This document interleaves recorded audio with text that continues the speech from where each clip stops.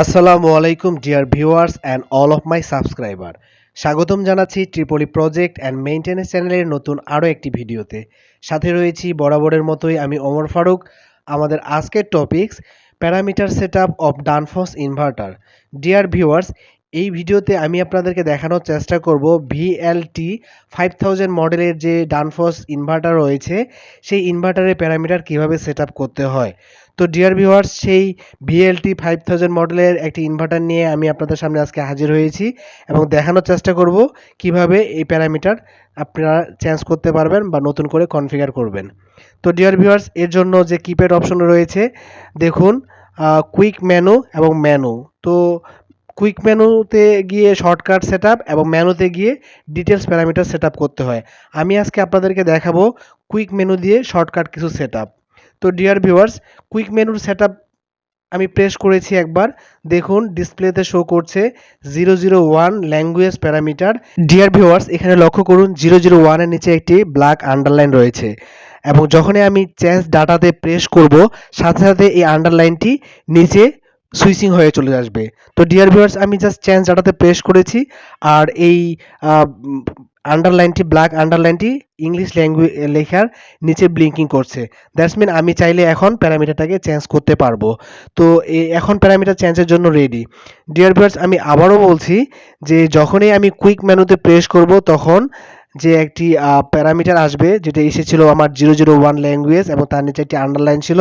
এরপরে জাস্ট আমি চেঞ্জ ডাটাতে ক্লিক করেছি, সাথে সাথে যে ইংলিশ লেখাটি রয়েছে এই লেখার নিচে এই আন্ডারলাইনটি ব্লিঙ্কিং করতেছিল।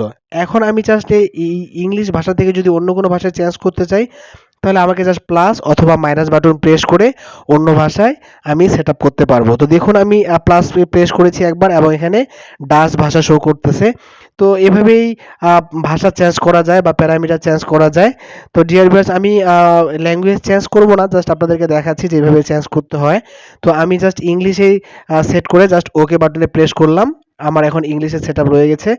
এখন আমি অন্য একটা প্যারামিটারে যাওয়ার জন্য আমাকে কি করতে হবে, জাস্ট প্লাস অথবা মাইনাস যে কোনো একটা বাটনে প্রেস করতে হবে।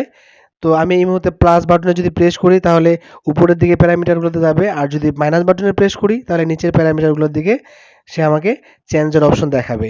তো আমি মাইনাস বাটনে প্রেস করেছি যার কারণে আমাকে 204 নাম্বার প্যারামিটার আমি এই মুহূর্তে দেখতে পাচ্ছি।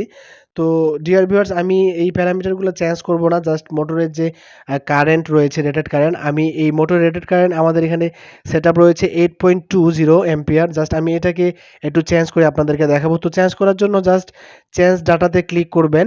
চেঞ্জ ডাটাতে ক্লিক করার পর জাস্ট মাইনাস বাটনে প্রেস করবেন। মাইনাস বাটনে প্রেস করে আপনার কাঙ্ক্ষিত ভ্যালুতে সেট করে ওকে বাটনে প্রেস করতে হবে। তো আমি 8.20 থেকে 8.10 তে সেট করেছি, আমার সেট করা ওকে। এখন আমি জাস্ট ওকে বাটনে প্রেস করব প্যারামিটার সেটআপ কমপ্লিট করার জন্য। তো আমাদের প্যারামিটার সেটআপ অলমোস্ট কমপ্লিট।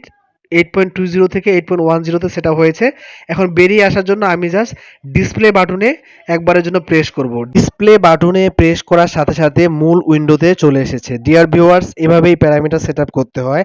আমি যদি আরও একবার সামারাইজ করি আপনাদেরকে, প্যারামিটার সেটআপের জন্য প্রথমে কুইক মেনুতে প্রেস করবেন। কুইক মেনুতে প্রেস করার পর চেঞ্জ ডাটাতে প্রেস করার পরে প্লাস অথবা মাইনাস বাটন প্রেস করবেন। প্লাস মাইনাস বাটন প্রেস করার পর আবার ওকে বাটনে প্রেস করবেন। ওকে বাটনে প্রেস করা শেষ হলে পুনরায় ডিসপ্লে বাটনে প্রেস করে আপনারা জাস্ট বেরিয়ে চলে আসবেন। এভাবেই প্যারামিটার সেট আপ করতে হয়। তো ডিয়ার ভিউয়ার্স, আশা করি বুঝতে পেরেছেন। আর এই ভিডিওটি যদি আপনাদের সামান্যতম ভালো লেগে থাকে তাহলে please subscribe my channel, like this video and hit the bell icon for getting update. ভালো থাকবেন, সুস্থ থাকবেন। আসসালামু আলাইকুম ওয়া রাহমাতুল্লাহি ওয়া বারাকাতুহু।